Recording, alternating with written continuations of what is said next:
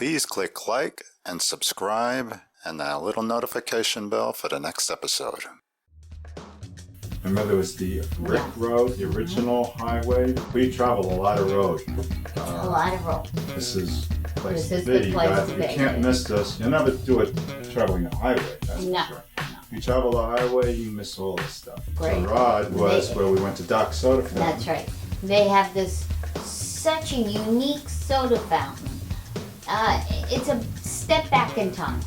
And then they had the pharmacy. They have a museum in there. That's the right. museum is an old pharmacy museum because that's what that building used to be prior, was a pharmacy.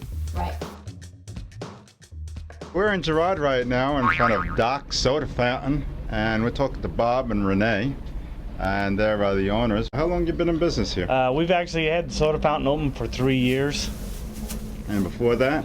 Before that, it changed hands several times, and before that, it was Deck's Drug Store. Actually, this store has been in business since... Since 1884. It belonged to Bob and Bill Deck. It was in their family for three generations. But there were two guys that never did get married, and as a result, there was no fourth generation to pass it on to, so I guess in effect, we kind of became the fourth generation.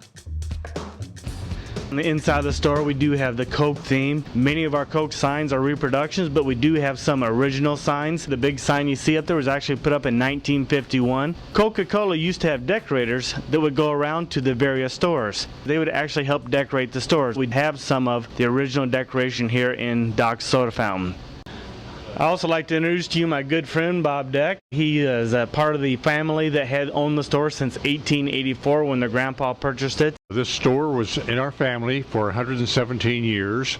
Our grandfather, L.C. Deck, bought the drugstore. It was an existing business at the time. We have some interesting items here in this showcase. It shows how things used to be made. A pill roller here. Pharmacists used to be called pill rollers, and this is how they made their pills on this roller here. They would roll them sort of like a dough back and forth, forming pipes, and then take it down and cut it into the desired size and roll it with your fingers and set them up to dry. We do have pictures of our family. This is a picture of our grandparents, our immediate family.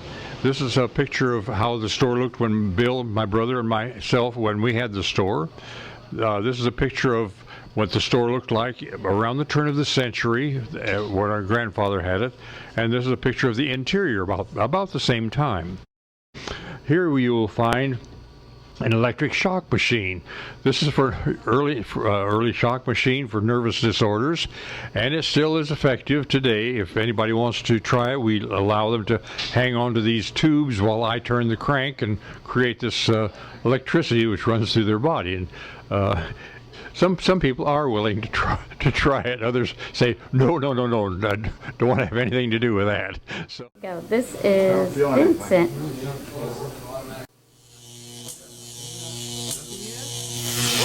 Okay. Bob and Bob, I would just like to say thanks a lot for the tour of your facility and your hospitality. And of course I had some food here at the fountain, and it was absolutely delicious.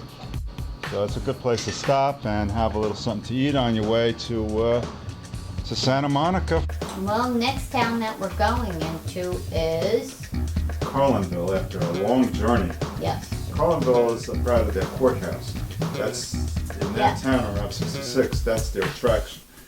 We're interviewing Flori, and she's going to tell us a little about the Million Dollar Courthouse. That's what it's called? Yep, it's called the Million Dollar Courthouse because it was supposed to cost $1 million to build it, but it actually cost $1.3 million when all was said and done. It was actually the back of the courthouse. The front of the courthouse is on the other side.